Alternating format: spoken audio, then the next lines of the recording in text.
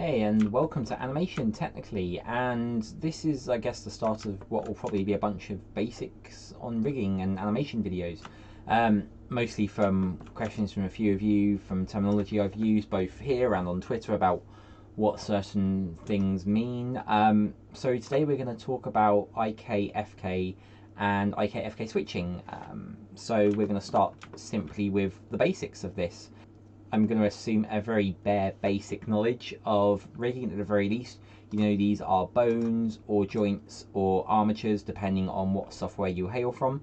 Joints in Maya or their bones in Max, 3D Max that is, and Blender likes to use armature as a terminology, but they're all the same thing, they're all bones, and it's purely a definition in how they go. So let's start with this one over here, which is what we like to call an FK joint chain. It's a basic joint chain that you animate the same way. So you animate from one joint, and because of the parental hierarchy of the joints, as you can see here, movement is inherited by each joint going along. That's FK, and FK means forward kinematics. So this would be my upper arm, my elbow, my hand. And if you're animating like that, you do motions like this to pose the hand how you want to. That's not always ideal. There are certain things that make perhaps that great for arms, but not all the time. You might want something else if you're hanging from a ledge, for example. So let's talk about IK in its place. IK means inverse kinematics, and as you might expect from inverse, it works differently.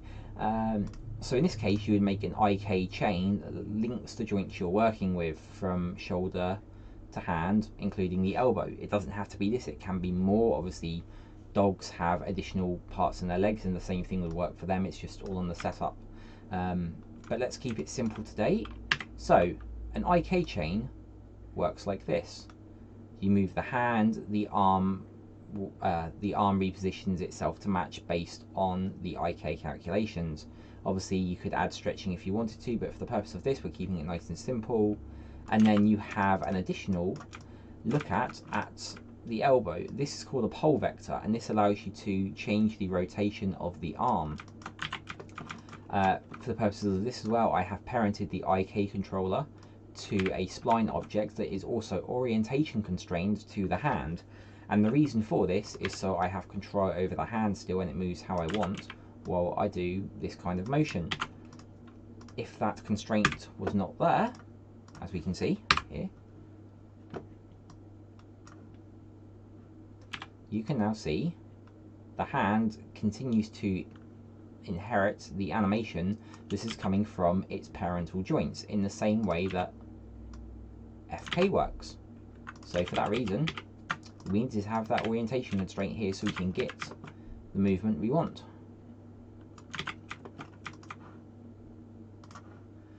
But what about a general rig? Now, your average human rig would probably have reasons for both. Imagine this is a leg and you want to move the pelvis but have the foot on the floor.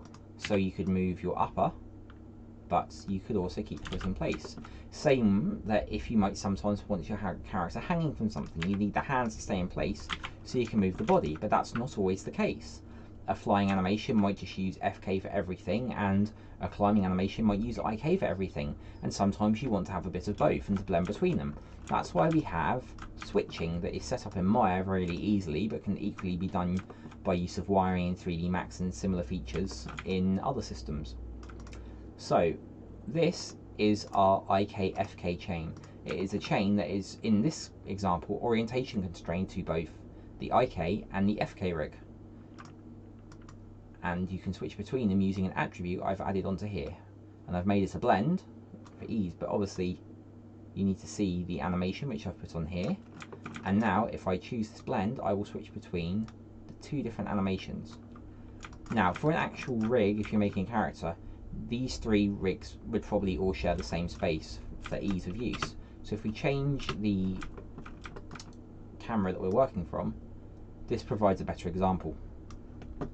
So you can see here, the blue IK-FK chain is changing up where it goes.